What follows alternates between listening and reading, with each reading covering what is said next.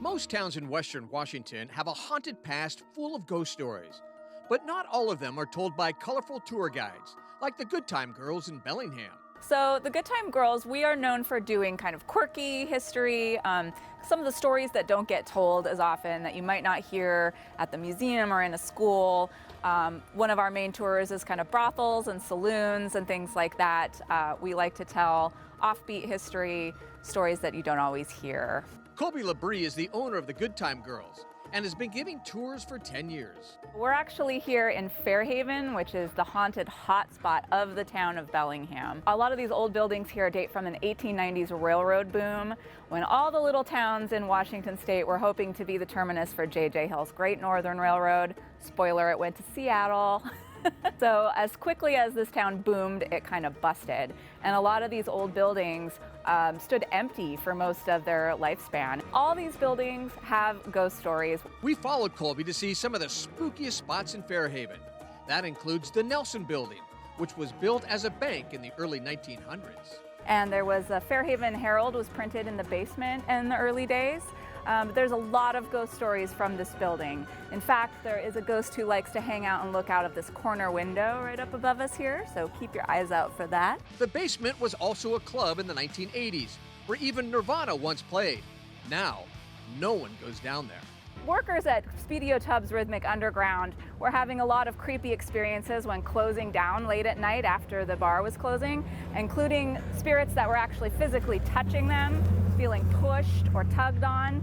And they got so fed up with this that they had the owner bring in a priest to do kind of an exorcism of the space.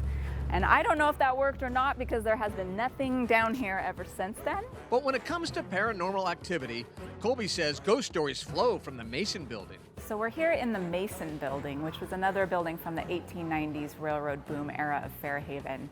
And today it's known as Sycamore Square, but it is considered by local ghost hunters to be a kind of a portal or some kind of gateway to another realm, because there's so much haunted activity that goes on in this building.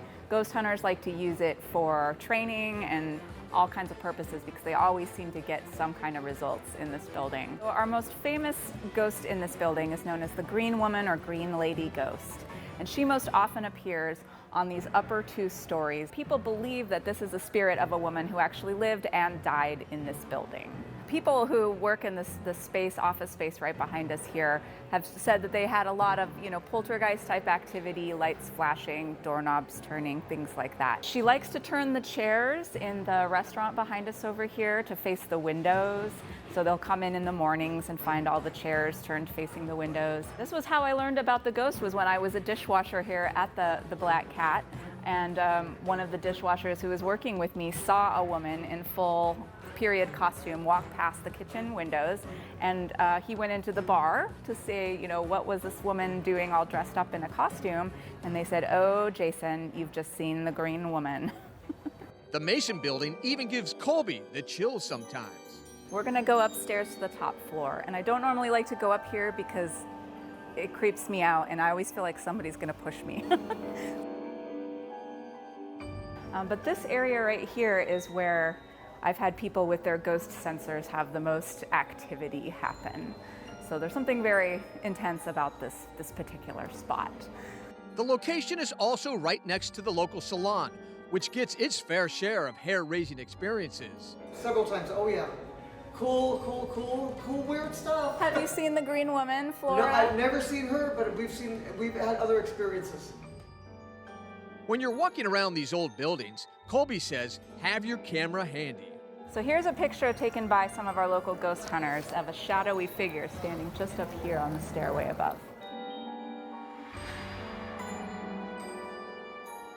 Bottom line, Kolby says the Good Time Girls experience is all in good fun, whether you believe in the paranormal or not. But many naysayers leave as believers at the end of the tour.